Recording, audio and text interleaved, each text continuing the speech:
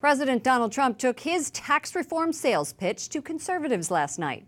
The president also waded into the culture wars, saying he wants to put religion back into the Christmas season. White House correspondent Mark Irons reports. Good evening, Mark. Good evening, Lauren. The president says he wants to deliver historic tax cuts for American families, businesses, and workers. He's also made it clear he's not afraid to use explicit Christian language. No more happy holidays for him. I want Merry Christmas. We're going to say it again. President Trump using an appearance to push his tax agenda to argue the U.S. should celebrate and preserve its history. I'm talking about Christmas present. I'll give you a bigger Christmas present. You're going to be saying Merry Christmas again, okay? The president is pitching tax overhaul as a boon for the middle class.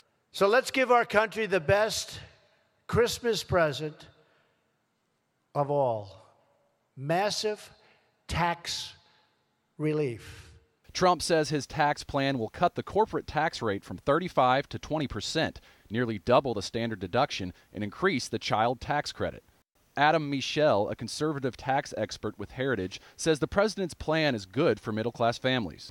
They should be excited about tax reform because a simpler tax system for how they're paying money to Washington is better for them. And Trump says his proposal would lead to a $4,000 pay raise for the average American family. Michel says it's a move in the right direction. Experts can debate about the specific number. The direction is what matters. Everyone agrees that this is a wage increase for Americans is coming through tax reform.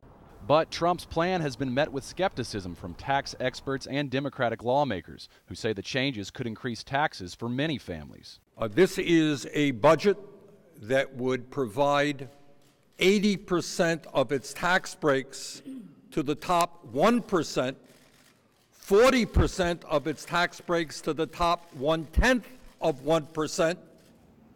And transitioning to health care overhaul, despite a failure by the GOP to pass a bill, pro-life protections are still on President Trump's radar. Today, White House Press Secretary Sarah Sanders said the president would like to see a health care bill that would not include funding for abortion. Sanders says she believes that's a priority for President Trump. Lauren.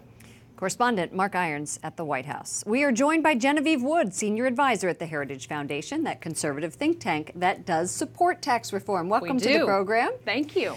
Tell me how important it is for the president to have a win on tax reform or on tax relief.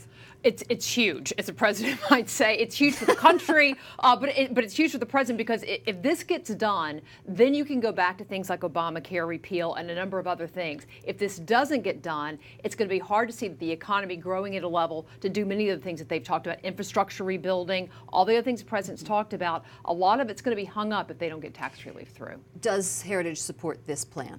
We love the plan that's currently out there. I mean, House is passing their version, Senate will pass their version, you'll come to the table. But there are certain measures like that corporate tax relief we talked about that has huge implications for the middle class and for workers. Yes, it's a tax relief for business, but business then takes that and puts it back into wages, cuts the prices of their products, and additionally, businesses that have moved offshore are going to move back to the United States. But Bernie Sanders, you heard him say 1/10 of 1%. Bernie never never a tax Bernie hasn't liked. Look, yeah, but here's the deal, Bernie. 70% of taxes in this country are paid by the top 1% of income earners. So it's not surprising they might see some tax relief as well. But the question I think most people out there want to know is, how is it going to affect me? Not just my neighbor next door, what does it mean for me? And the average American family, middle income, could see, as Adam Michel pointed out, anywhere from a $4,000 to $9,000 wage increase.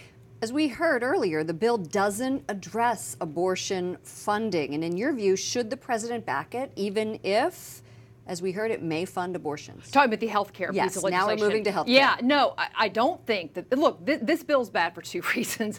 Number one, it doesn't alleviate, it just kicks the can down the road. This isn't about low-income folks. This is about insurance companies that want taxpayers to pay half the bill. They've jacked up rates on other people needing health care, and we've seen premiums go through the roof. This is because Obamacare doesn't work. The Murray legislation would put a Band-Aid on it, and it would do nothing to address the pro-life concerns so many people have had.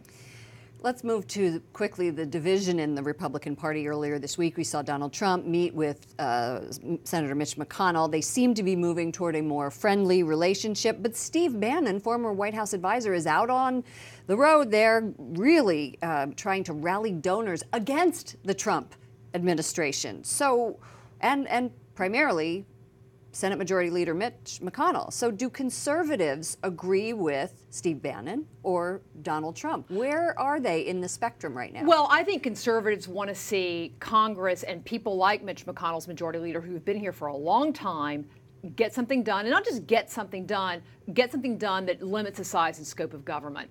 Frankly, Republican leadership has not been successful in that. That's one of the main reasons Donald Trump is president today. But I think, look, the difference is you saw Rand Paul coming around on tax reform this week. You see Lindsey Graham, people who've been tough in the past.